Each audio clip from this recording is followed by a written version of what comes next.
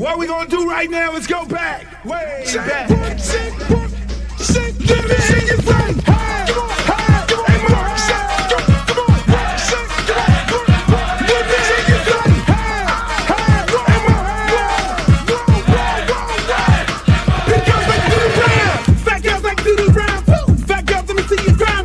Fat girls just doing their own thing right there with the fat thing. Fat girls just shaking them thighs. Fat girls don't make it count. Excuse me. Baby. What's up? I thought you was gonna start hanging out with the big girls again. What is all this trash? Fat girl, hit the ground, hit it up, and you know something sound. Fat girl just looking so sweet. Fat girl don't make it eat. Fat girl just shake it, don't breathe. Big girl, let me see you do a spin. Let go, let me see you touch the ground. Shake it up, take it off, back down. Drop me in the house, burn it all back. Work it, work it, work it, work it, big girl, big girl, big girl, big girl, big girl, big girl, big girl, big girl, big girl, big girl, like you around. Fat girl, keep going, don't quit. Fat girl, just move the damn hip. Fat girl, get down, don't stop. Fat girl, wanna see the pop. Shake it, fat girl, shake it fast. Fat girl, nigga, wanna see that. Fat girl, bounce like a pro. Fat girl, don't know what you know. Fat girl, shake till you rip through what? On the wet wet, hard part two. Lips and outs, y'all know the game. Fat girl, don't have no shame. Shake that back, back to the beat. Fat girl, shake it, jiggle like me. St. Louis, back to the top. Like I like to do the ride. Work it, work it, work it, big girl, big girl, big girl, big girl, big girl, big girl, big girl, big girl, big girl, big girl, like do the dance. Hey, hey, more hey. Let me hear you say, hey, more hey. Big girls like do the dance. Shake, work, shake, work, shake, work, shake, work, shake, shake, work, shake, shake, work, shake, work, shake, work, shake. To the ground, to the ground, to the ground, to the ground. Now sick of this. Now I want to show y'all a real show with the big girls. Oh, fat girl, part 3. Can't hang with 106 beat. Fat girl know the happen, no quit. Fat girl run like you own it. Put your hands on your hips and grip it.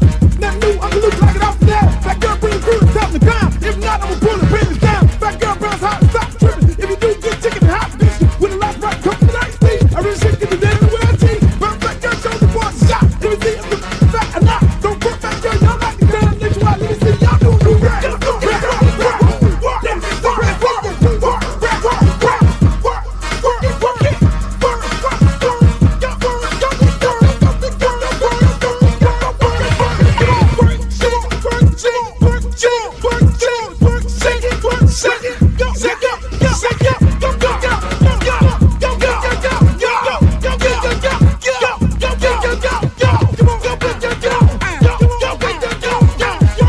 I'm serious. Where you are, not ever.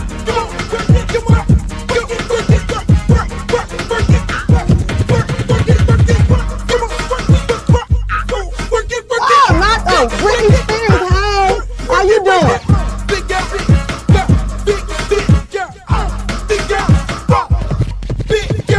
big girl, big girl, big girl, big girl, big girl, big girl, big girl. Oh, but ain't the little leprechaun. Girl, your wings is so up. You look a mess.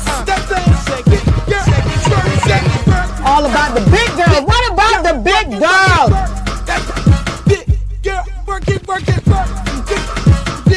Big girl, work it, work it, work. Big girl, you done suck all the fat off your ass.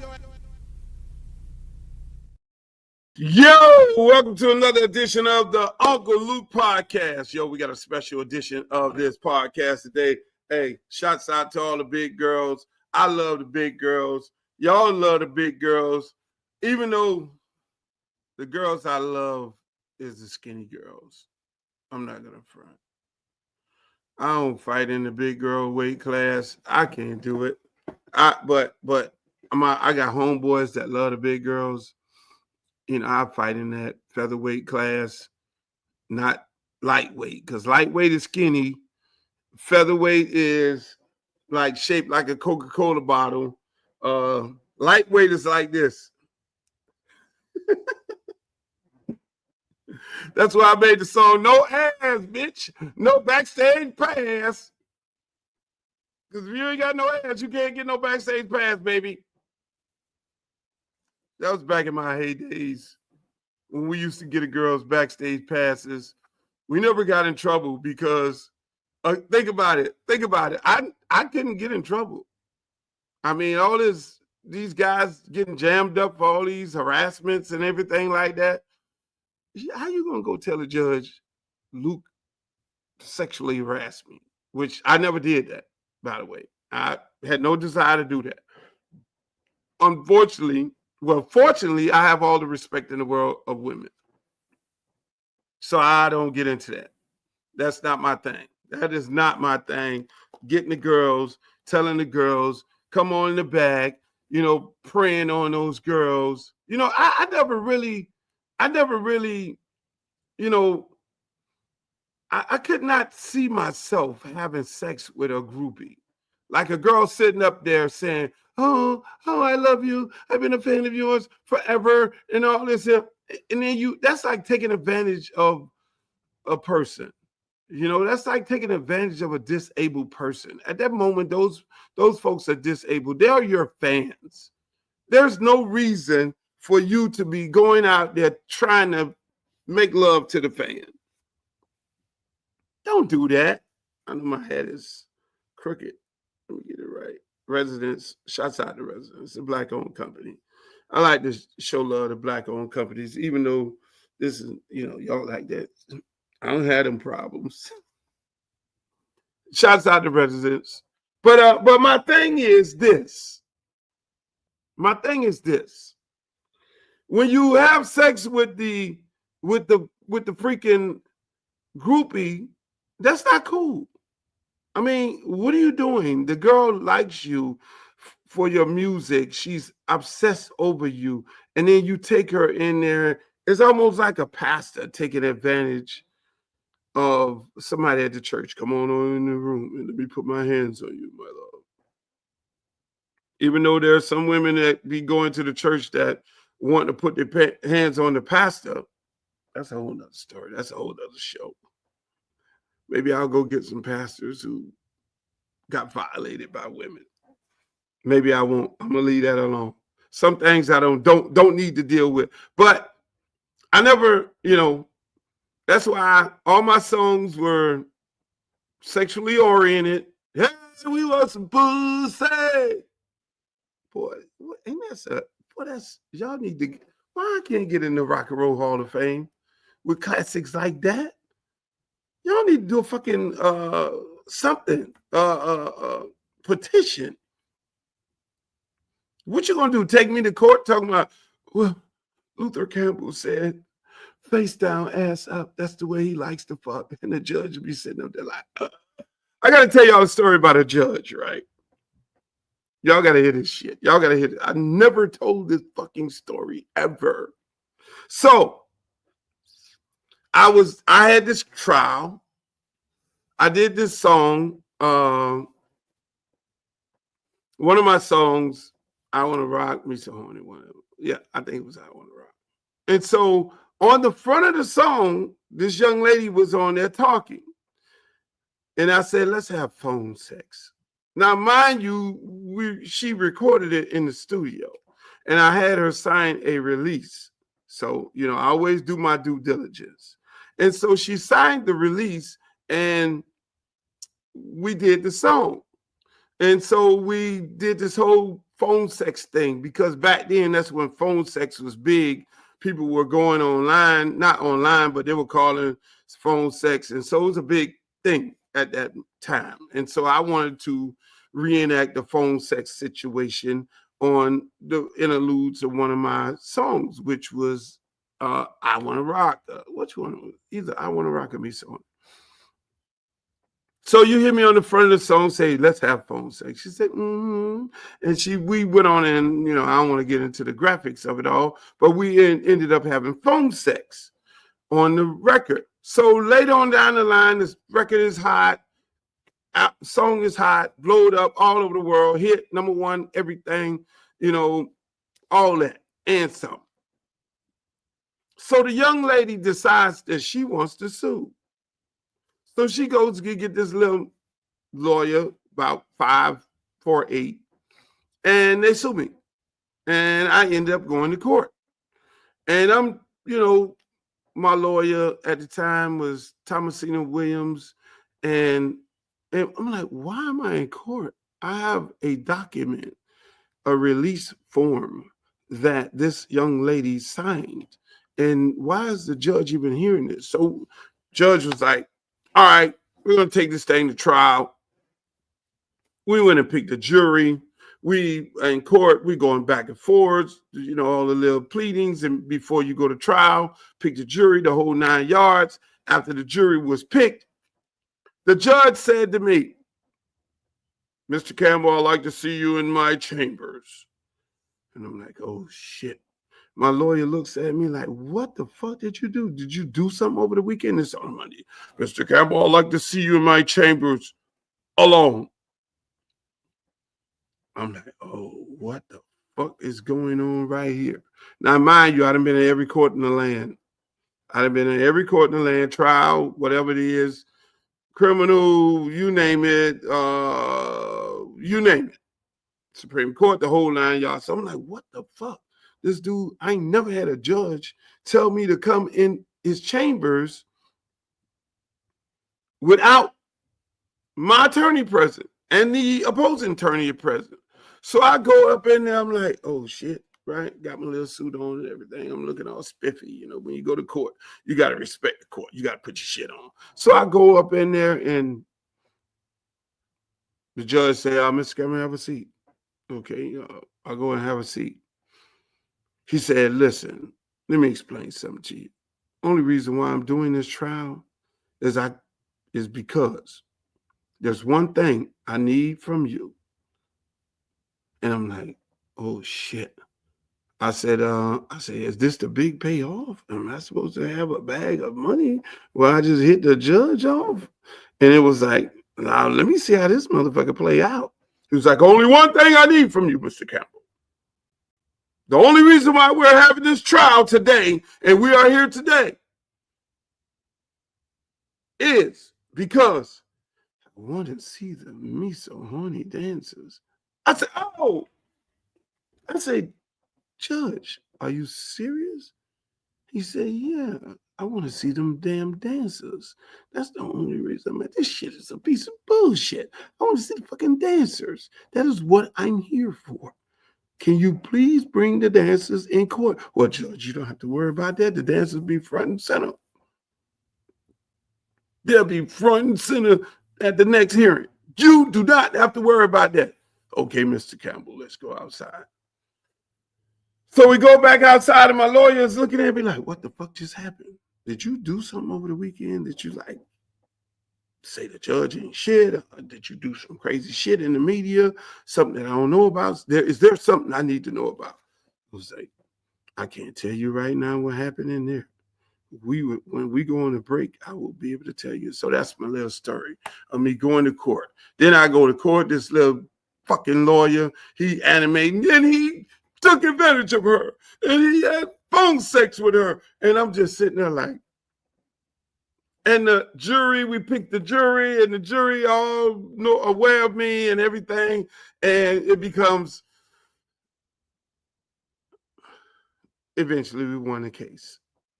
It's a long story. We ended up winning the case, and there was nothing. The girl up in there, she's the biggest, I ain't going to say it, but then served the community and everything. Served the brother up. Boy, that's when I was out of control in the club. Here, over here, over here, over here.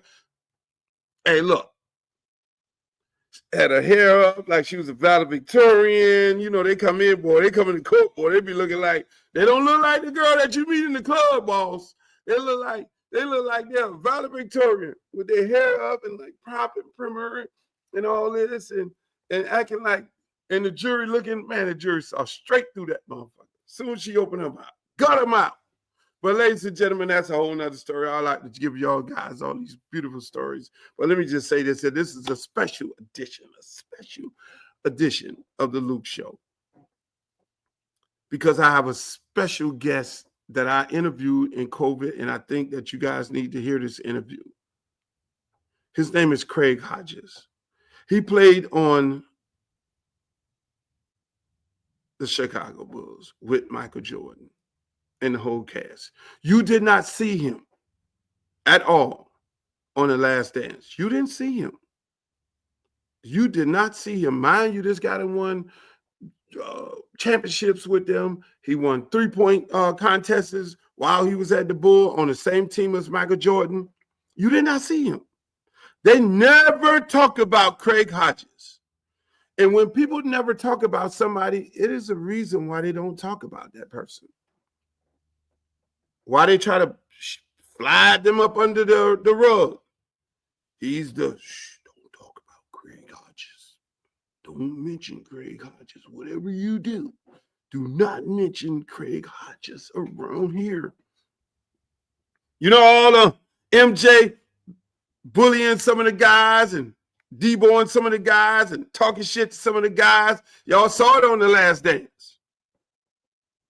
But you never heard the stories about Craig Hodges, the sharpshooter. Yeah, everybody wanted, Paxson. No. Craig Hodges was the motherfucker shooting the threes. That was the first Steph Curry. Him. He was the fucking sharpshooter. Why they kept Craig Hodges under the rug?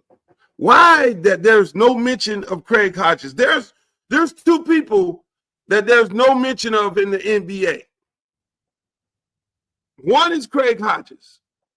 He's going to talk about this on here. This is a special edition of this show. I want y'all to see it because I have numerous amount of interviews that I did with guys that now that I'm doing this platform, I want you guys to hear this because this shit is very, very important for you to hear. So it was taped on Zoom before we got to this sophisticated stuff like StreamYard and all that. And so you'll see the frame moves up and down and doing some different things. And hopefully it'll just stay on the frame. But listen, this is a very, very important interview. You're going to find out some things about the Chicago Bulls at the time. You're going to find out why Craig Hodges was actually banned, barred, kicked off, and kicked out of the NBA. I asked him all these things. You know one thing about me, I don't hold back at all. So I asked him about these things. This the guy that stepped to Michael Jordan when he was booming and still is booming with them Jordans. And Craig Hodges said, you selling all these motherfucking Jordans, bro. Why the fuck you don't manufacture these shits here in Chicago? Put some of these black boys and black girls to work. And that was the beginning of it all. That was the beginning of the end of Craig Hodges' career in the NBA. But I want y'all to see it. I want y'all to look at it in its entirety. I'm going to just play the clip. I'm going to get the fuck out the way. Let you guys see the entire clip. Yo, yours truly, Uncle Luke, The Luke Show. Here's my interview with Craig Hodges. Podcast in my YouTube, man. It's a great honor. It's a great honor. I appreciate you, brother. Let's do it. Yeah, that's what I'm talking about. So everything been good? Hey, man, blessings, brother. You know, just being patient, man, seeing that this is our deliverance coming. Exactly. So yeah, so let's hop on into it. Like I say, I want to thank you for coming on the podcast. You know, it's more than an honor. I remember meeting you years and years ago. I remember this brother with the dashiki on, and we sat down and I don't know if you remember, we sat down and had a nice little powwow. And I just, you know, I've always been a fan, number one, of your basketball play, but I've been more of a fan of the things that you've done for the community and the things that you stood for and the things that you stand for today. And yes, so I'm just honored to be able to have you come on here and we just sit in, chop it up, talk about all different types of things. Yes, sir. I appreciate you, brother, and thank God for this opportunity, man. And hope all is well with everybody that's watching and listening, man. Yeah, I mean, we are in a pandemic, and we are in a movement. So, talk about this movement. I mean, you coming from the civil rights era, you know, like myself, and the struggles that we know that African American communities have went through those years to right now. What's your impression of everything that's going on? Well, like I just said, man, you know, for me, we seeing deliverance, man. We're at that point of, you know, where the ancestral deliverance and ancestral divine inheritance is ours now, and that we're free.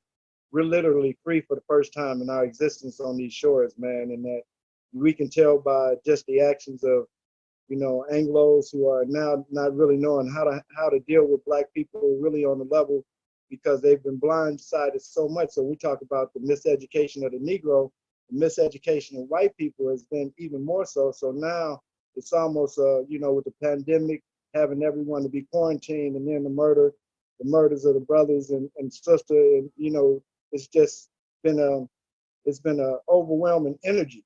And the energy to me is likened to when Dr. King was killed, literally, when we was little boys, and seeing that energy, and then seeing it play out through the movement. And as far as us being able, you know, I'm from Chicago Heights, and the stuff that we were able to do as a baby, to watch my mom, who was the secretary of the movement, and to see live leadership at that time, and to see the things that actually happened through people energy, and to know that it was plausible then, and it's even more possible now because of where we are in this day and time, and the resources that we have as a people now.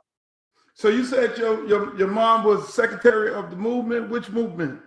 It was an organization called SOCA, Steering Organization for Coordinating Community Action, and we were the South Suburban chapter of SCLC, which was Dr. King's organization. So my mom was at the march and with Dr. King when he came to Chicago, as well as the march on Washington. So for me, it was one of those things that it was in my household. My granddad and my uncles taught me the sports end of it. My mom was on the social end of it, and her sisters and my sister, they taught me how to read and write before I even went to school. So it was a perfect storm for me, a household that taught me how to be a student athlete. So when I got a chance to go to Long Beach State and study, you know, under Dr. Karinga, founder of Kwanzaa, Dr. Khalid Muhammad, you know, I was blessed, man, to have had mentors who taught me the importance of utilizing whatever God-given talents you had to uplift your people, and that you can never. So like now, when I'm looking at whether or not we're going to go play, it's funny to me. So when my son hit me to what you did the other day, and he showed it to me, and it was like how, you know, how cut and dry it is when we look at it. But to see that someone, when I'm listening to Stephen A. Smith, and I'm seeing you talk about this thing as though there's an option, it's ludicrous to me, man. Yeah, and let me tell you, when the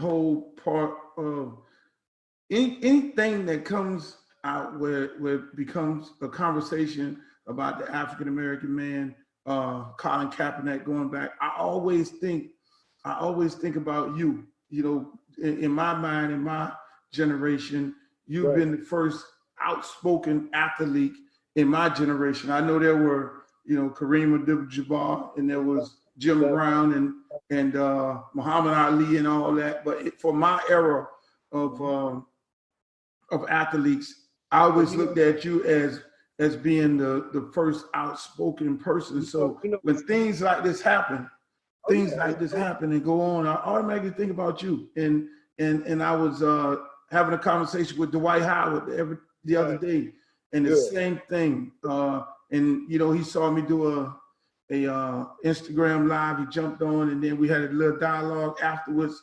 And I just was hearing Craig Hodges so much in his voice. You know, the Craig Hodges that I grew to like when I heard that Craig Hodges stood up to Michael Jordan because he felt like Nike should have been doing more in the African American community, selling the shoes, and they're getting it. You know, I remember that story. Can you talk about that story? You know, and that's I'm glad you reached out for Dwight, man. I did the same, because it's you know, we have to stand together, man, and truth doesn't have to be verified at all. We just have to stand on it. And I think the stance that he took, and for me, you know, like you said, we were blessed to see Muhammad Ali, we were blessed to see Jim Brown, Kurt Flood, but once again, like you say, they were our elders even at that period of time. And then in the 90s, you know, it was one of those things that coming out of 1979, when the NCAA had the finals with Bird and Magic, it was great for the NBA in as far as they were coming off of a marketing downturn, because the league was so black, to the point that many talked about the NBA meaning nothing but Africans, and the New York Knickerbockers, because they were all black squads. So when Bird and Magic came out, it was a perfect thing for marketing, where you had the black and white, where now you can have the good and the evil type situation. It was really one of the first times that athletes were branded. And athletes basically in the 90s took a position where everything is going to be fostered to making our sport better, growing our sport, growing the brand of NBA, growing the brand of National Football League, baseball, whatever. And then Michael comes along, and he's modeled as a team athlete, but they're going to market him as an individual. And that was the first time in a collective sport that was done. And what it did was it took the game to a whole different level, where now branding and marketing became more important than basically winning. And if you happen to win, but that's cool. But if not, you're still able to get your off-court stuff going on. And my position was then and is now is that most of these companies that we endorse, they don't do business with us. Definitely don't hire us. So when Michael was about to sign this deal that he has with Nike now, is probably 88, 89 or somewhere in there, I asked him about us being able to open these same manufacturing plants in America, because we could get a plant in any city in America for $1. We could get the means of production from Asia, and the rubber comes from Africa. So, and you can't tell me that there's not brothers standing on the corner slinging dope that wouldn't be willing to sling your shoe. So it's a natural. And like now, it's one of those things. I was speaking to the brother earlier before we got on about, you know, if the brothers would have been able to not go play in the NBA right now, then we would have the means to ask the sisters not to go to work in the cities on Monday. So now we have a unity of purpose in our approach, that all of the energy, if we stop and we think, all of the energy in America is derived from Black people. So if I'm sitting in the city of Chicago right now in the South Suburbs, if sisters didn't get on the train in the South Suburbs and go to downtown Chicago, if they didn't get on the train from the west side of Chicago and go to downtown Chicago, the Loop, Chicago's main hub of business and commerce for not only Chicago, but internationally, it would come to a stop.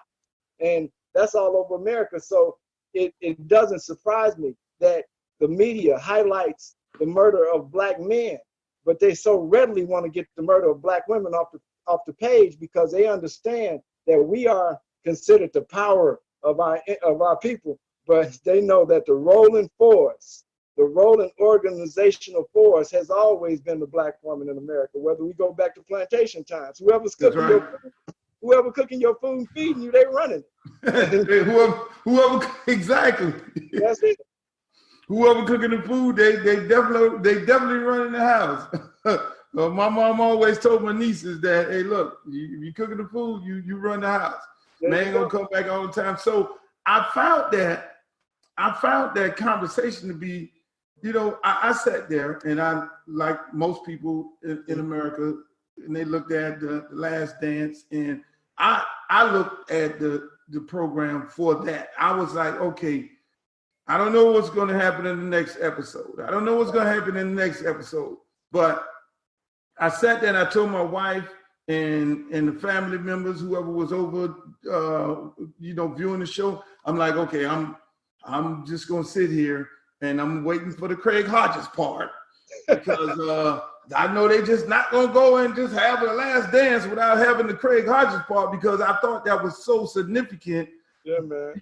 And so when I looked at it, I said, okay, here's the Steve Kerr incident. So I'm looking at that. Okay, where's Craig Hodges? So now we're gonna see the pushback of the players, and the guy who seemed like a bully, and I want to see the Craig Hodges when Craig Hodges stepped to him and was like, okay, here's the deal, and I didn't see that.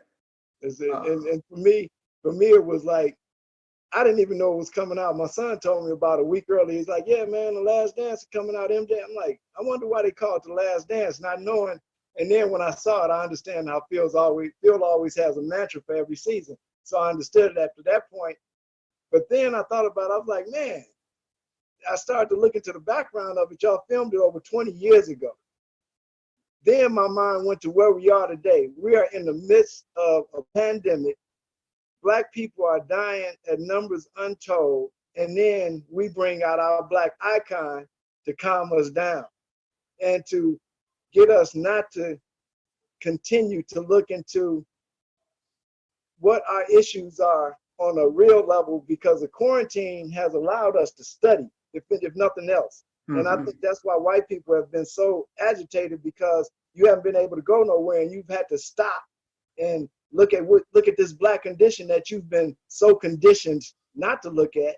Now you gotta check it out. And now what I love about it is that it's the young white folks that's going back home asking mom and daddy, man, what y'all was watching this 20 years ago. Y'all was watching this 30 years ago. You in a corporate situation, and your corporation are the very ones who are continuing to perpetuate this racist movement, and I ain't with that. So I'm gonna go all the way to the other end, and I'm gonna go grunge factor.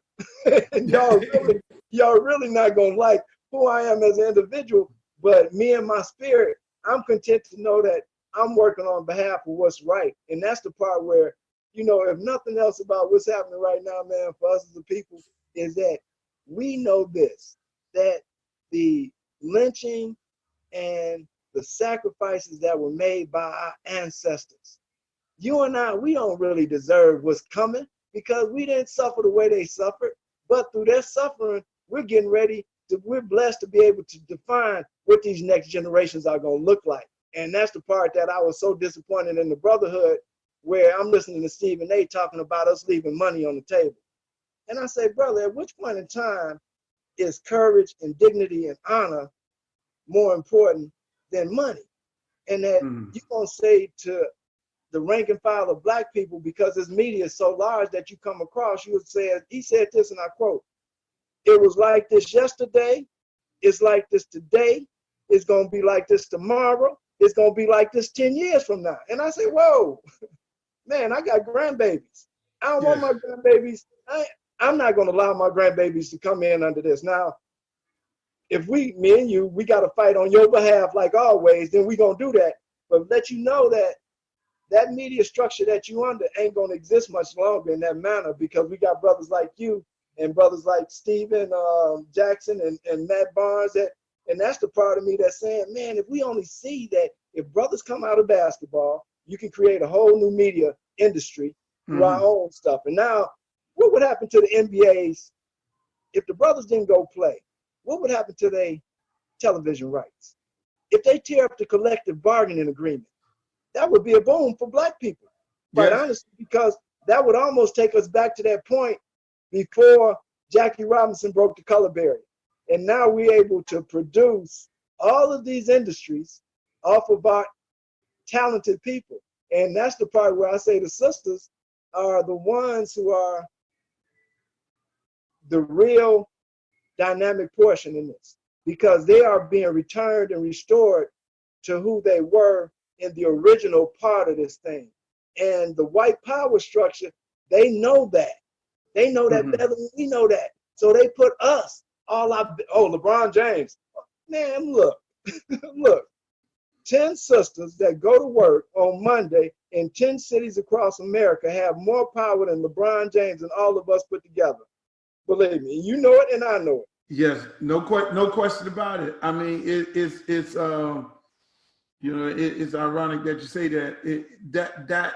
that's always been the driving force of the African American community is the sisters, Check is this the out. queens. Think about this. Maya Moore quit the WNBA to stand up for our folks. And our brothers can't follow that lead. That's letting us crazy. know. That's That's crazy. letting us know. That's Yeah, letting us know, brother. That, that is, man, because see, like with me, okay, when, you know, I tell people that when I went to the White House and I give Bush a letter, I'm not thinking I ain't going to be able to hoop in 12 months. I'm not thinking that. I'm thinking that this thing is, we grew up in America. We grew up in this democratic system. Those of us who are athletes have conformed more. I tell people, Michael Jordan was cold, but we got brothers who are winos on the corner sniffing cane that's hooping harder than anybody. So we know that the best ain't always playing. It's those of us who have conformed. Now we conformed, Mahmoud and myself, we conform to our contractual obligations, but now you have a structure that says because you have the thought that doesn't conform with the way I want you to think, you want to be independent of us, but you want to get our wealth. And I'm saying I've always considered when I played basketball that I was going into a mine. And that mine, I was bringing out the resources for my people. Don't ever get it twisted that I'm going to work for you and I want to boost your, man, I'm in here because this is a God-given talent and that's the one I happen to be blessed in. Now, when you shut the door on me, it don't mean I'm not hooping anymore. We go to the park and we get out. But we also realize the bigger issue is our manhood, not no game. And then I'm saying with our brothers that we're negating what sisters want to do with us by not showing the courage, by not showing the fact that we are in a position for the first time in America, brother, to have white men asking us what y'all gonna do. yeah, it's deep. It's deep, and it comes from, just like you said earlier, when white kids, because these times right now, what we've set up, our kids have been going to school with the white kids. White kids, it wasn't a integration type thing. They look at each other as friends, almost equals. It's more of the parents, in my opinion, that hold the grudges in the venom. But in rural areas of the country, they're always going to be racist, and they're going to do what they're doing. And so, just like you said, when you see these kids protesting, and the kids looking at the parents saying, "This is a problem," but I look at it from the standpoint of y'all had all these opportunities to make it right. You had the opportunity to make it right. When Craig Hodges, you had an opportunity to make it right. Muhammad Ali, you had an opportunity to make it right in their era right now with Colin Kaepernick. Right. And everything set up. I mean, all the stars just it aligned, in my opinion, to be the perfect storm because you had the opportunity to make it right. So you sent out the Jay-Z's, you sent out the Oprahs, you sent out the Gales, you sent out the Stephen A's, and y'all had our time to push this false narrative that is okay, just shut up and play. But then you had the opposition pushing and telling you shut up and dribble when Andrew said that. So that right there should do something to you as a black man at that point. For me, when I looked at the position that Kyrie Irving took, it's so powerful. And that's the position that is, and see, you know what's so cold is that right now we are in a beautiful position, and I love it because it's the power to define who we are and build whatever it is we want to build. And that's the beautiful part of who we are as a people, is that we've built everything already. So it's not nothing new for us to do. So to me, it's the challenge. It's the challenge of, man, we getting ready to build a whole new paradigm, and it's going to be great for the world, not just us, because Dr. King told us this. He said, the eradication of the evil triplets of racism, militarism, and economic exploitation. If we eradicate those, we straight. And that's what is our issue. And everybody knows that if we settle the issues of Black people in America, the issues on the face of the earth, all of those gonna filter away, man, because we are the main issue, because capitalism started with us. Yes. Hey, and you can find that in the book. Man, they tell you every day. They just tell you, They tell you nonchalantly just by their advertising. We bringing in all of these black people, so it's so clear, man. And that's what I feel like for real, brother. You know, we won championships, and when you're in the midst of doing it, you know, you have a day off between the game, and that day off is so anxious sometimes because you so want to go ahead and do this. And see, when Detroit was kicking our ass, we knew we weren't ready, but we didn't know we weren't ready. We knew we were ready once we got to a mental point where, you know what, man, Forrest, get your ass up off the ground. Scotty, don't bitch. Get your ass to the free throw line. Knock down the throws. We ain't going to communicate with them. When somebody tries to talk to them, we're going to step in between and we're going to just stay tight. Once that started to happen, we could feel an energy, a palpable energy. And that's what we feeling now as a people, but we ain't never been free to know what that feeling is. But when you win a championship, now you know, So that's where we are as a people right now. It's a palpable feeling for me that we getting ready to win a championship, and this championship dates back millennia, and that nobody can stop it. And that's the part where it's like, man, we lost that first game in Chicago to the Lakers. And we was laughing in the locker room because we know ain't no way they can beat us. Right. Ain't no way. And we swept them. Same thing like when we beat Detroit and they walked off and all that. That was an honor to us that we've arrived at that level of knowing how to win. Not just happening into a win, but actually knowing, okay, we have a cold triangle system that can't nobody beat because you don't know where this ball is gonna go. Then we got that black cat who's perhaps the best player to ever strap him up. We know that y'all got to be up at least 14 in the last 2 minutes because him and Scotty gonna go get 5 or 6 steals if needed.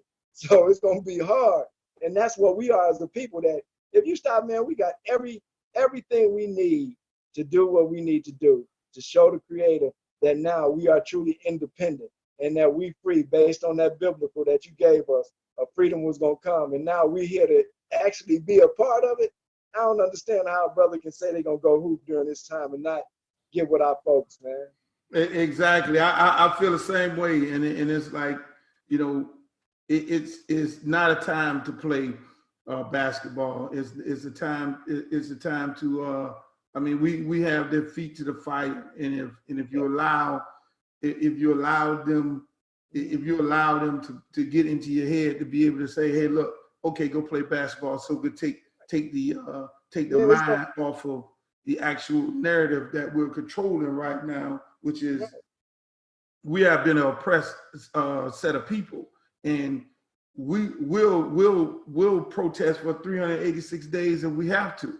But you need to hear us. You can't come back and apologize because you did that before. You can't come back and change the narrative. You did that before. So the axe is, in my opinion, the axe is, hey, look, if you want to change your ways, then we need African-American ownership in the NBA. We need 2 teams. We need 2 NFL teams. So then you can talk to me right now.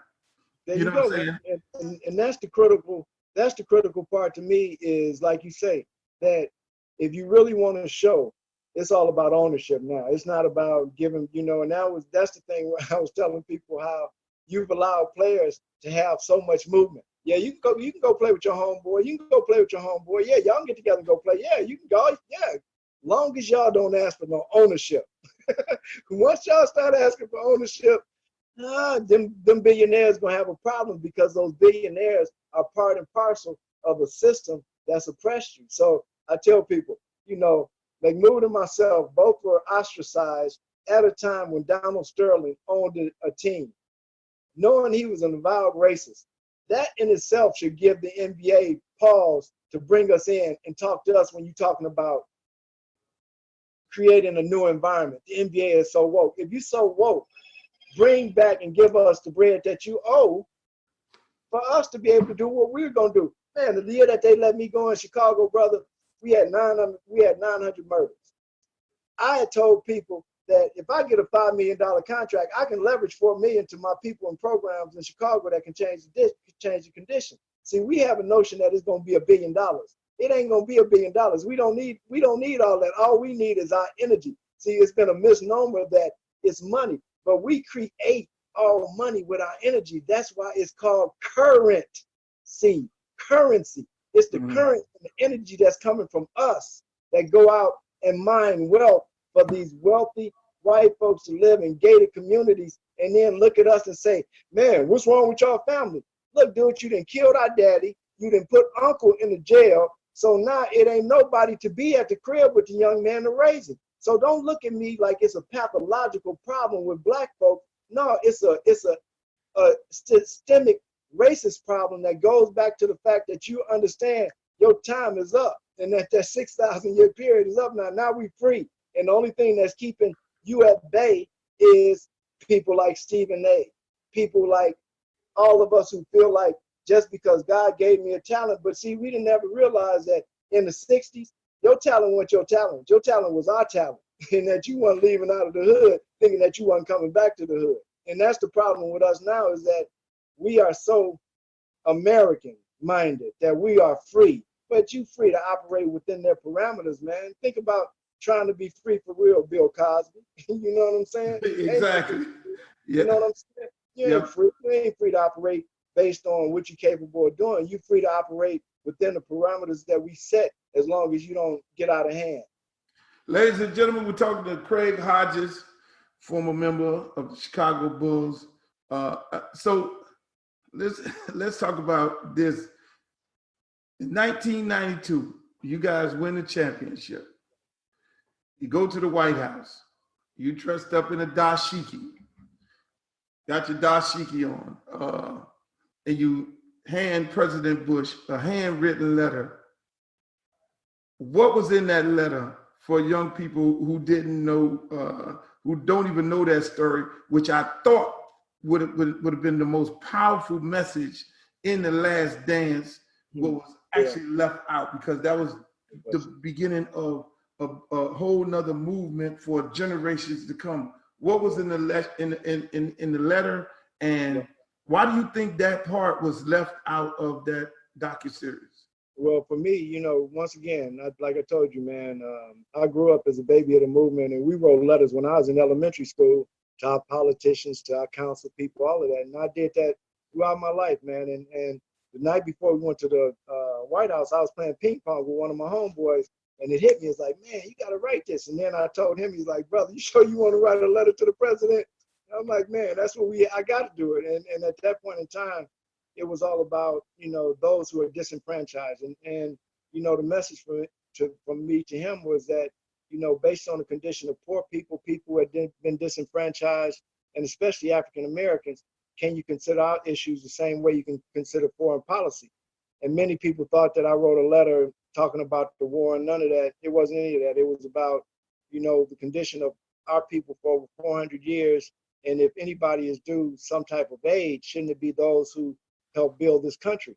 And, you know, that was a part that, and once again, we weren't in the social media generation. So immediately I was maybe in the media for 2 days, you know what I'm saying? And that was just because it was you got the picture of the day that it happened, and then the next day, and then it's on to the next news story. So it was one of those things for me. It was the most important letter I've ever written in my life. And I'll make sure I send you a copy so you can post it if you like. So that way, because, you know, if you look at the letter, man, it's apropos for today, man. And I'll make sure you get one. It's eight pages long. And right now I've been blessed that, you know, I did it into a book. Part of my book is about it. But it's cool that a group out of Britain have optioned my book to do a documentary and a movie. So it's, and I've been in touch with Chuck D about doing some of the music for it and that kind of thing, man. So it's been a blessing, man, how even though MJ kind of, you know, they interviewed 106 people, brother. And I'm like, man, I was in the backcourt with you when you hit the shot against Cleveland. I'm in the backcourt with you when we lose game 6. I got 19 points, you got 18, so don't nobody ever outscore you. Come on, brother. I'm with you. But at the same time, I understand the game for what it is. It's a game. And I also understand the bigger parts of the game from political end, that many of our athletes take an apolitical posture. But believe me, everybody that ain't saying nothing in public, they talking about it in the locker room. They talking about it on the plane. They talking about it on the bus. And it's it's no different than any other business where you're gonna have some people gonna talk about certain things, some people to talk about. But for me, I was so happy to share information, man. So we'll get on the plane and I'll put in a Farrakhan tape. I'll put in some tapes and it would be funny to me how, from the outside, people would say, man, Hodge, no, Phil Jackson, Johnny Bach, Tex Winter, John Paxson, the weight coach, the strength and conditioning coach, all white people sitting there looking at the minister and they say, what do people find wrong with that? Wow. But they won't say that publicly. So it's been instances where I'm giving out information about what's going on in our community and what's going on from an end of our redemption and who is putting out information for our redemption. So it was across the board, man. So for me, if like for instance, one of the coldest people that I took on the plane one time was Jane Elliott, and her talking about the white, the blue and black, the brown eyes, blue, man, and that was just cool to watch, to see how you can have people like right now. What's going on with white America is that for the first time, some of them said, "Man, I've been privileged," and I'm thinking that I've been treating them as equal. Man, please. Now you see it and you like, oh, this man, and it's hard for them to fathom how wrong they've been, especially their ancestors. Yeah, speaking of the Farrakhan tapes, in 1996, you filed a $40 million suit against the NBA because of your association with Farrakhan. What made you file that suit, and did you feel like you were blackballed? Oh, no question. And see, what made me file the suit was, okay, I called the commissioner, and I get a call back from the commissioner by a brother by the name of Horace Balmer. For anybody that's in the league during our time, they know Horace Balmer is the head of security. I'm player rep for all the teams I done played for. Horace, you come when brothers miss buses, brothers miss planes, when brothers ain't on point. Come on, man. Why are you calling me back? Why are you calling me back? I called the commissioner to ask him why I'm being stonewalled at every turn. I've got 3 consecutive 3-point championships and 2 world championships, and I can't get a team to bring me in for a look-see.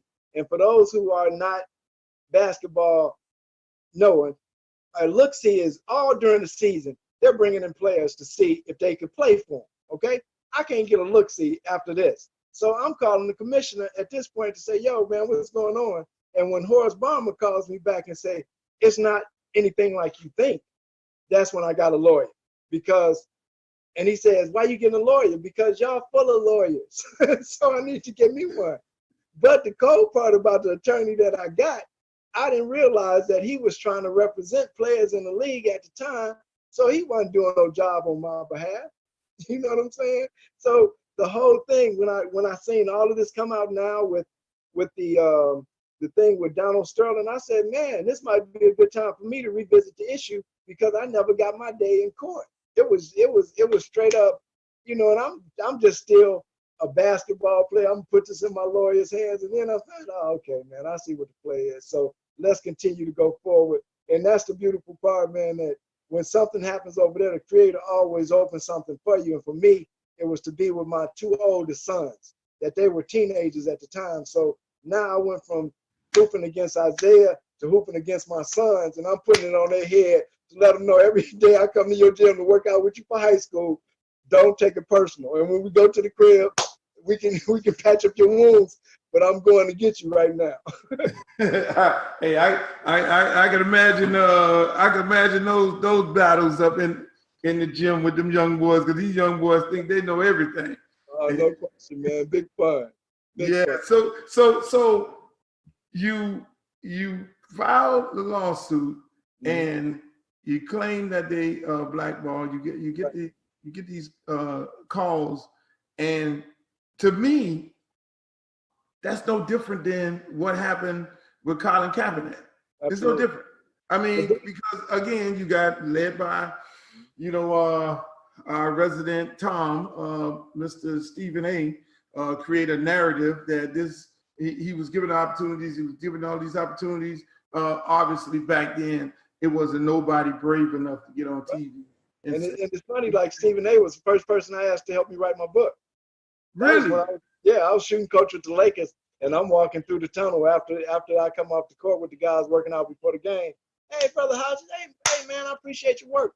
Hey, brother, I'm thinking about writing a book. You think you can help me? Well, man, I ain't really got time, but I'll try to help find somebody. Okay, it's cool. But now I see that the creator knows what's happening, man. He puts you with who you need to be with. You know what I'm saying? So it's been a cool situation, man. Just being able to be blessed to see through a lot of the garbage that's going on, and to be able for us like this, man. This is so important for our people, brother. This right here. I remember, and you know, I tell people how important our athletes and entertainers are to our community. I remember when we were with the Bulls, they were rioting down in Miami. Mm-hmm. And teams weren't able to play. But when it was time for us to come down there, people mellowed out. And that was so wild to me. I was like, and then MJ and them, they was laughing at me because on the plane, you know, it was still up in the air. We were practicing 2 days before. Well, we don't know if we're going to be able to go down to Miami because it's been real hot down there. I told him, I said, no, man, watch. We got the black president. watch our brothers and sisters do down there. Calm down. We go down there, and I say, see, when we was on the plane, I was telling the brothers, yeah, this is the real Air Force One right here. Oh, ain't no question about it. I mean, when y'all boys came to town, it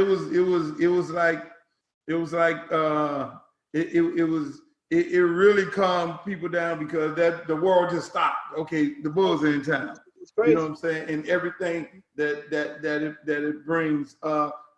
What you think about LeBron James activism? I appreciate it, man. And I hate that he had to be put in this position where he's put in today, where he has to be the main decision maker for the league. But at the same time, that comes along with the territory of them being able to promote you to a place like that. I appreciate him realizing how grounded he is to be able to bring other young brothers in to the business, to be able to see it from a level of inside, as opposed to it being a thing where you got all of these white people and now you want to bring in people, and then he had them together from ground one, and I appreciate that, man. So, you know, I just once again think that, you know, he's been put in a position where he's almost the league himself, and that whatever he says goes. But once again, I think the rank and file of the players have to be united in purpose, man. And that's what this thing has to be across the board with our people right now, is a unity of purpose. And that purpose has to be justice and freedom, man. And that we gotta foster those two principles first, and then we can move forward, because until we get our justice, man, and know that it's coming. So one of the things to me about even going back play, hey, let's put a moratorium on playing until there's no murders by police or any other injustices committed for 90-day period, 120-day period. And during that same period of time, we ain't buying no Nikes, we ain't going to the beauty supply stores, and we gonna put this money into the black church to hold it and see as a treasury what we can do with it. But you know, I just love the fact that LeBron has taken a stand. I love what Kyrie has done, like you said, Dwight Howard, Avery Bradley. You know, so it's a lot of young brothers that see how blessed they are to do what they're doing. But at the same time, I think a lot of us don't realize the sacrifices that came that we can make the type of dollars that they're making today. Yeah, I mean, it's you know, his story, you know, and I've had opportunity to work with him on a docuseries about, you know, black men in America with the backdrop of my youth program, Liberty City Optimist, which is our 30th anniversary. So, I mean, he's a unique brother, but just like you said, I think he's put in a very tough situation because, you know, just no different than history when you see how outspoken Kyrie is, and I've had the opportunity to meet him and his dad, and you see, you know, the position Dwight is in the conversations that they're having right now, you know, and guys saying we don't want to play, and LeBron is trying to be the voice of reason, and when I hear the passion in guys like Dwight voice, look, you know, what's the reason of playing? you know, we have bigger issues. We're past a T-shirt and past taking a knee. Adam Silver is telling us, oh, the remedy of it is to play to heal the nation, and Dwight is like, no, we're past that, and you're gonna put all of us in a hotel in Orlando, all the teams together. How are we gonna go to war with other people? And then you're gonna put a wristband on us to track everywhere we go. And I'm sitting up there like, oh God, if Craig Hodges was in the room, if Craig Hodges was not you know who I wish was here right now, man, to give them counsel? Kobe Bryant. Correct. Wow. I'm telling you, I wish Kobe was here right now, because I think he would have had a big influence on how this thing rolled out, even to the point that he might have been that arbitrating voice in between the league and players, because he was one of the main people that was, hey, Colin did the right thing. And that was what was, when I had a chance to, you know, be around him and coach him and work with him, his level of consciousness was there, where he would point out all, and I'm talking about not just in America, but he would be pointing out them injustices in countries that not a lot of brothers in research and to know about, and to be able to say, man, check this out, Hod. Look at that. I was like, hey man, you know, it's just an extension. And it is, and he understood. So it would have been interesting to see when they would put a mic in his face, what he would have to say.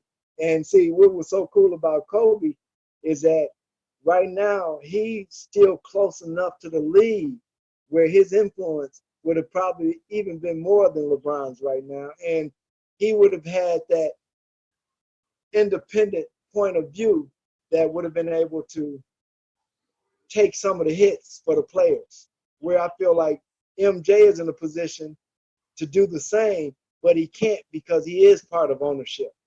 That he could be that big brother influence to be able to say, hold up on us, let me holler at the brothers, see where we at, let us come together. Now, these are the issues. Kobe would have been that sounding board, man. I'm sure. Right. So that's interesting. That's interesting to say. I mean, because yes, he was very outspoken, and he did it, and he moved in a different way. And I think the struggle that they're having, and they need they're when you talk to all the different parties, it seems like they're in a difficult place, because you know they're looking at it. Most of the guys are saying Disney controlled NBA, Disney controlled NBA. Disney is ESPN, Disney is ABC, and it's more about them getting a bang for their buck, because they get ready to lose so much. And so when you hear these guys talk, and then it becomes, well, who's down with Disney and who's down with us? So sometimes you hear the brothers saying, well, LeBron is down with Disney, you know, and some of the other brothers, nah, you know. But I think these guys really, in having a conversation, because even having a conversation with him, I've had the conversations with some of the lady athletes, and most of the women, just like we talked about, if they had to play right now today, they wouldn't play. Exactly. They would vote not to play. And so again, you have the women being the driving force of it, but then we have a dysfunctional family of men trying to figure out who's selling out, basically. Yeah. And then you have this agitator, the ultimate agitator in Stephen A, that's not making it better, because if people already know. And that's why I was and I just to go back to when I seen the protests in Atlanta, and I seen the young people jumping on the statue of the CNN Tower. That was so moving for me, because it was like, it was letting the idiot box and the people who think they control the narrative and they think they control African Americans stand up on this and say, you don't control us. We know we know you're not for us. You just try to create a false narrative, no different than ESPN tries to create a false narrative when you fire Jamel Hill, when you fire anybody that speaks out on Black issues, and nobody comes to their rescue, and you think it's okay. You sit back, you really think you got us. But then now when something happen like this, no, you don't have us. And see, and that's the thing with, you know, I'm like you. When we research it and you look into Disney and you see, man, come on, man. Come on, dude. It's wicked company. So for me, and then to be able to play that divide and conquer thing that's so old and dead, and let them play you. Don't allow them to play you like that. Like, oh yeah, he's here. Man, come on, man. It's that same old thing with this is your block, this is my block. I'm a gang, you a gang, and we don't own no block. You know what I'm saying? Exactly. I mean, hey, you when we. But I think it's coming to an end, brother.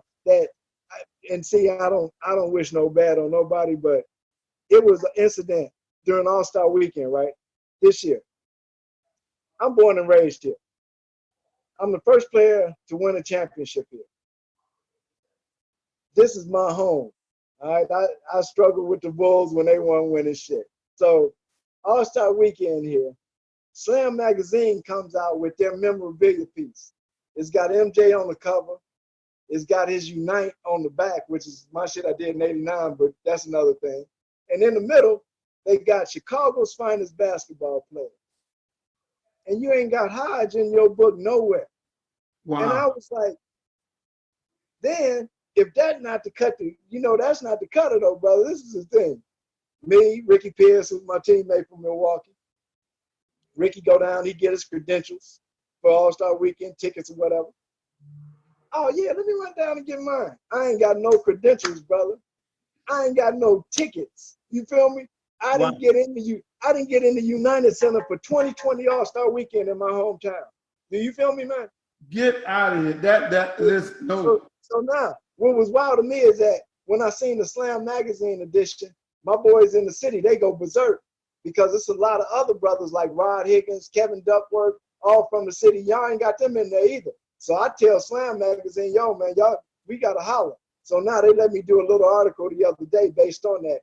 But my thing is that when you go to extremes, so when I saw them, you're going to keep me out of All-Star Weekend in my hometown, okay. And then I saw Last Dance a couple months later. I'm saying, man, are y'all really trying to make it so that the legacy for my grandbaby, even if I wasn't no D Wade or D Rose, man, I'm homespun. You feel me? Yeah. Them young brothers, they was watching me win championships. So the fact that you want to try to write me out of history, I'm not going to allow it. So I've been kind of soft shoeing it with these cats over the years. I ain't said nothing. I've been cool, but now I'm saying, you know what?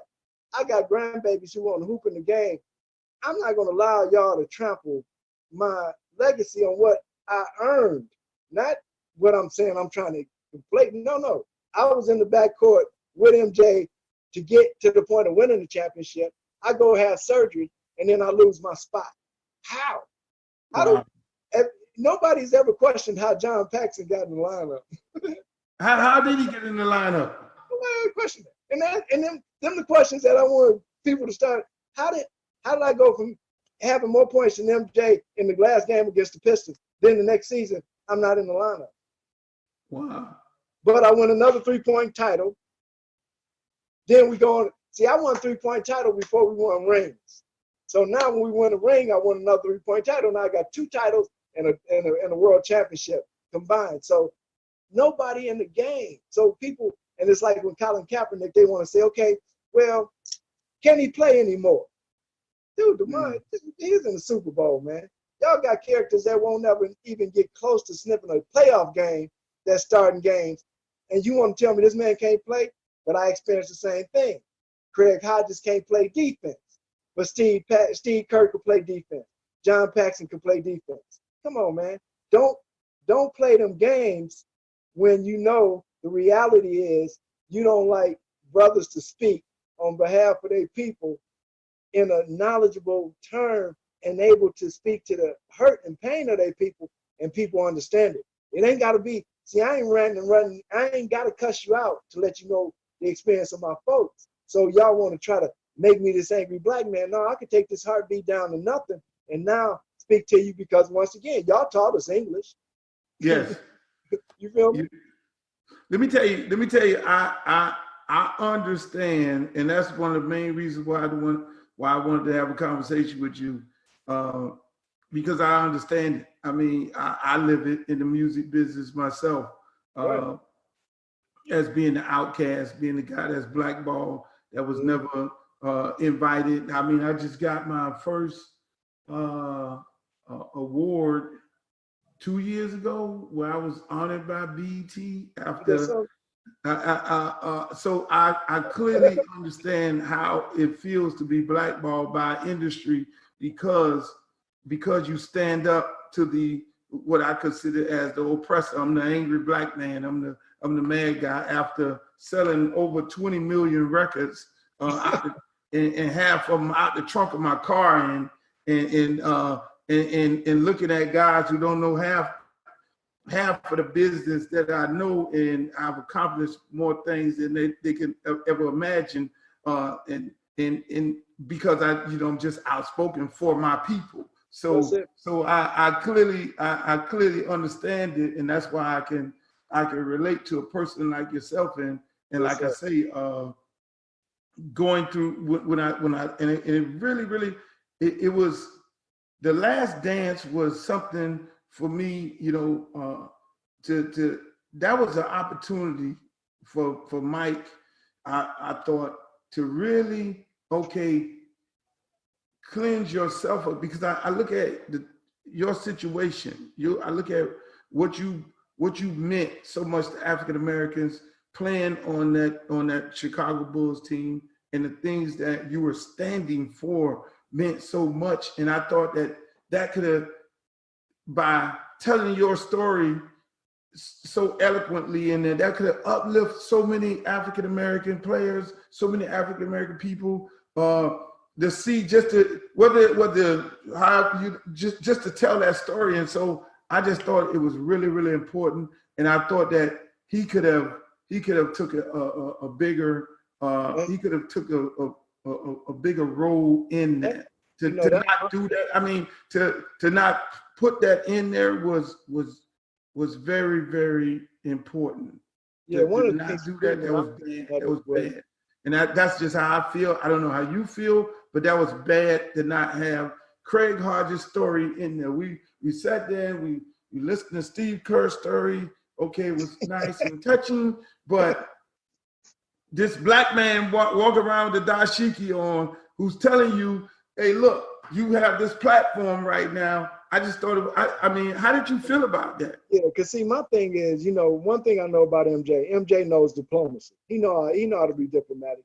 And I felt at this stage in our lives, we older brothers, I felt it could have been more of a unifying force. It could have been a unifying force at a time when the country needs unity, as opposed to it being a thing where you throwing people under the bus, where you throwing teammates under the bus who helped you get the notoriety that you got by either setting a pick for you, having your back on the steal that you jumped out for, or whatever. That within the context of what we did to win and to help in your legacy and help you build your legacy, to turn and then, what was eye-opening to me about the whole thing, brother, was when he said prior to it that there's going to be a lot of people that don't like me after this. And I'm like, man, you went into it knowing that you were going to be an antagonist as opposed to a unifier, and that's what America wants from you, is to divide us even more. And that was just, to me, man, especially the way he did Scotty. I felt like, when you said the whole thing about the cocaine circus, I felt like when you said the whole team was in there, and that weed over here, the lions over here, the women over there, I don't think that was cool for brothers who had played with you, who may have been at home waiting on with their grandbabies, with their children, getting ready to watch this, and now they have some explaining to do about which line were you in and that kind of thing. And to tell, Horace was the main instigator behind the Jordan rules, which is a lie. All of that kind of thing, man, it was sad. But at the same time, when I saw the way it panned out, I'm glad he didn't interview me, because that it was cool to see me in the background in the championship, diving on the floor for a loose ball, put my arm around Scotty, put my arm around Horace. I'm cool with that. because we know that this whole thing is about MJ. And then when we stop and we really look at the career of it, man, we helped get him off, man. And there's been times when he could have got people off and he didn't, man. You know what I'm saying? And now you look at it and you say, damn, man, when me or Scotty or Horace or BJ was on one of them little rows where we might have hit 2 or 3 in a row and we come off looking for it and we don't get it and you go one, now we see why. Because it was about the magnification of Michael Jordan and how much you could, man, you think about it, man, how much money that brother had made, man. You could bring some brothers in on that. But it's cool, man. Let me ask you, would you have did anything different if you had to do it all over again? No, brother. Man, where we sit right now, brother, you know, it's just like you. You know, I asked you the question. It may be some things that, you know, some nuance, you know, maybe I might go over there for a party or something I might do. But as far as going to the White House, no, those some things are like, and then my son went to the rally down in San Diego about 2 weeks ago. And he hits me, he's like, man, Dad, you know what? Now I see why you like you are, man. He's like, if you was marching at 8 and I'm marching at 35 and I'm getting the feeling that you got, I know why you like, hey, man. I said, yeah, you felt something bigger than yourself. I got that feeling when I was a little boy. So it's always been something bigger than me. It ain't never been about Hodge. It ain't never been about how much bread I'm getting ready to make. No, we having fun hooping. Let's keep hooping. We having fun on this study. Man, when I got to Long Beach State, it seemed like the more I studied about black people, the better my game became. So why am I quit studying about us? You know what I'm saying? So when I look at all of this, when I look at how Stephen A. Smith can say we leaving money on white people's table, and I'm saying, brother, but we built the table. You built the table. We can't build another table. The only thing that these sports franchise provides us is a place to play. Nothing else. If Craig Hodges was in the room with them young fellas and the conversation came up and said, okay, what do the NBA need to do for us to play? What would that be? First of all, like for instance, you said you talked about Colin Kaepernick and how the NFL did him some justice a little bit or whatever. See, the NBA Players Association has a big role in this thing.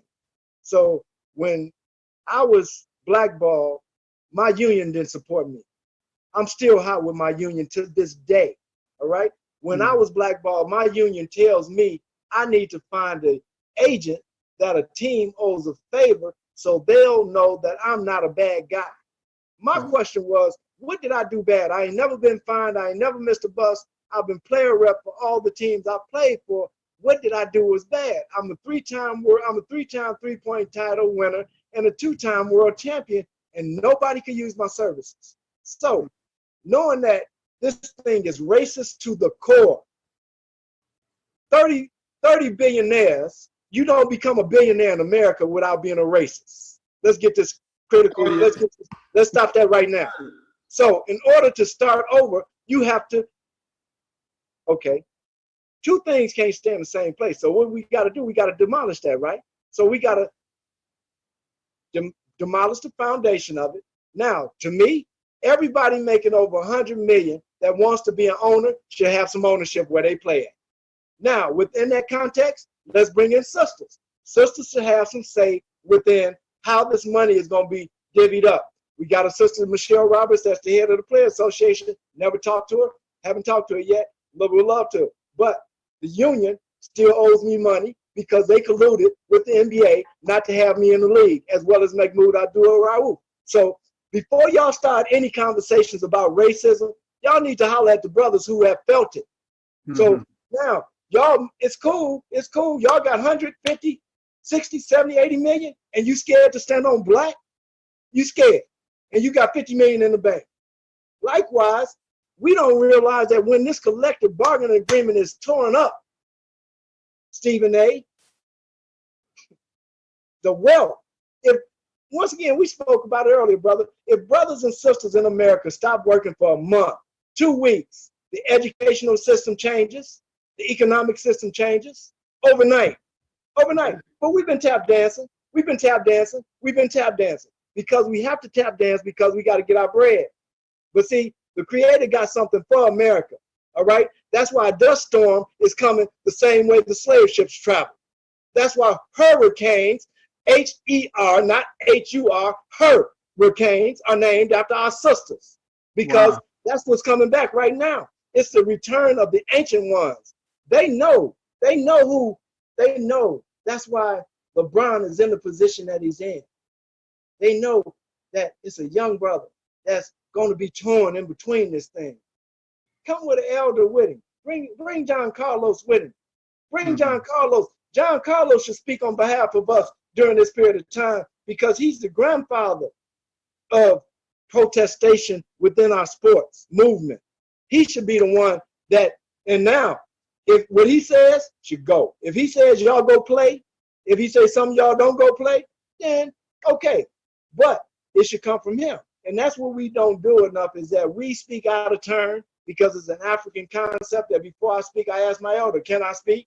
And that's where we got to bring this thing back together because the NBA is, and I told people, the National Basketball Association has to open America up. If the National Basketball Association don't open up, America can't open because you got to have sport in America. If you don't have sport in America, you have a problem because people will concentrate on their condition and they don't want that. So once again, show you how important sport is, ask Richard Nixon. It was ping pong diplomacy that went to China, okay? It was Dennis Rodman that opened up Trump and Kim Jong-un. Sports has its interest in this thing. Now, we have never had this much power ever, as a group of athletes. What would happen if baseball, basketball, football, soccer, all of those African-American athletes, as well as those who are conscious from other races, say we with y'all? Now the structure of all sports changes where now it becomes if it's going to be a partnership, it's not going to be co-equal. If we are the majority of the players, then ownership shouldn't have 51%. It should not be that type of thing. It shouldn't be 51%. Negotiated, man. And I tell people, they know the power that we possess, man. And it's just us.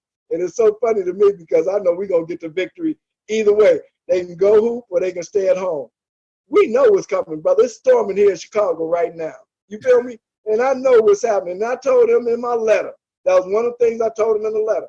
We don't bring weapons. We don't manufacture weapons. We don't have any land to farm and harvest poppies to create opium, heroin, and the like. So all of that is distributed within my community. And then you find those who will distribute it for you to the demise of us. Them days is over. Them days is over. If you notice right now, whether we want to believe it or not, the young folks ain't having it for another 5 years, Stephen A. It ain't gonna happen for another 5 years. And see, what's so heavy about this thing down in Orlando, down there where y'all at, you see how the COVID is going up over the roof now, right? Yeah. God don't like ugly. God don't like ugly. What's gonna happen when 5 or 6 players get it? How much is a, look at this question. LeBron James, I got this question for you. Is the NBA willing to sacrifice your life? That is the question. That is the $365,000 question. What is the line that says it's got to be shut out? How many people have to get sick or how many people have to die? Which one is it? Which one is it? Because it's all about money. We said it's all about money, so we got to get this money even if so many of y'all die. Is that what it is or what is it? Because already, you seen how many people have tested already going down there. Y'all know it's, man, come on, man. It's a joke. It's brother, it's so clear. It's so clear. Stevie see it. Yeah, it makes no sense. It makes no sense. And for people to even put the narrative that these guys should be going out there playing, is too, and that's what we talked about it early on. The perfect storm,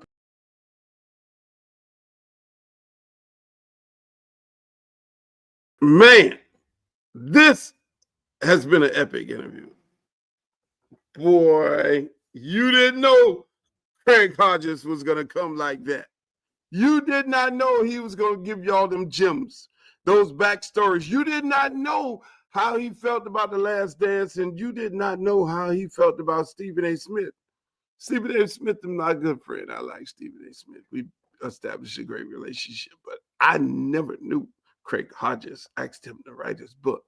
And then he told him, say, I'll hook you up with somebody. But Jesus, it was so many gems in this thing. The story, like I said, some people, they don't give a platform to speak. But right here on the Luke Show, those people will be afforded the opportunity to have a platform over here. We ain't shying away from nobody. Craig Hodges, I'm telling you, I remember this brother's story. And because I just felt so connected to him, being a guy in the music industry, being blackballed and being shelved and put on the side and not talked about, no Vibe magazine, only Source covered me, and what I was doing down here in Miami and being the creator of Southern hip hop, which still to this day, nobody want to give me credit for. But I have to remind motherfuckers because that's what it's important to do, to remind. But this brother was so fucking deep. He was so deep in his beliefs as a black man. Nobody came to his rescue. You see, he had to talk about it. The man went and lawyered up against the NBA because they wouldn't even give him a fucking look after he won the 3-point contest. Oh my God. Can't make this shit up. These are stories that you will not hear. These are stories that people will not talk about because a lot of people have dark secrets. A lot of people portray these characters as if they're all this in a bag of chips. Until one of these guys are afforded the opportunity to be able to speak on a platform similar to this and have that conversation where you can hear it and you can come to your own conclusion as to how you feel about the conversation. This is the Luke Show. It's only going to get better, baby. I love y'all. Stay tuned. Stay connected. Be safe out there. God bless you.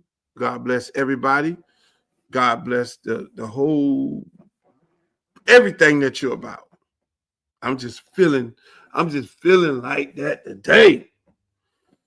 Yours truly, Uncle Luke. Make sure y'all check me out on Instagram, Uncle Luke Real One. On Twitter, Uncle Luke Real One. I still call it Twitter. I know it's X.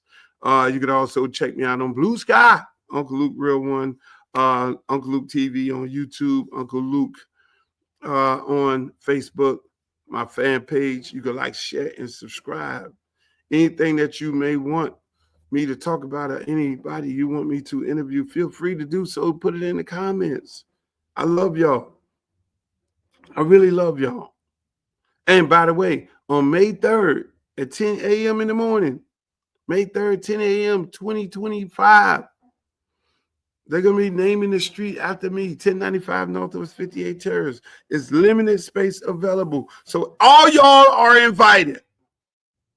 Everybody going to be sitting up there like, oh, well, I didn't get an official invite. Everybody got an official invite.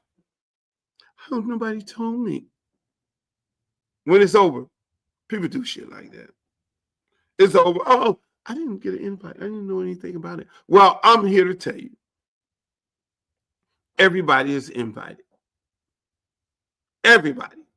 So get your ass there. May 3rd, 10 a.m. in the morning on a Saturday. Fun food, festivities. We're going to have Junkadoos. We're going to have my man Reed going to come with the catering. He's going to have the chopped up conch salad. Oh, we're going to do it big, baby. We're going to do it big. This is a historic moment. I love it. A street naming after me. After me. They was like, yo, we normally traditionally do it at off site, and then we go and put up the sign be up, and we go visit the sign and say hello. I'm like, no. We gonna have a block party at my old crib on my block. And I'm gonna have a special guest performance of a gentleman. So I'll see y'all there. Until the next time I see you on Friday, the Uncle Luke Show. We keep it coming, baby. We keep it coming. We keep this motherfucker coming. I ain't mad. You can't be mad. I love y'all. Make the booty go, make the booty go, make the booty go, make the booty go, make the booty go, make the booty go, pop, pop, make the booty go, pop, pop. I need some bad girls. I'm gonna let y'all hear my new song. I need some bad girls. Come on, baby. Come on, right here. You and you. Come on with that, your fine ass. Sit on the dick and ride on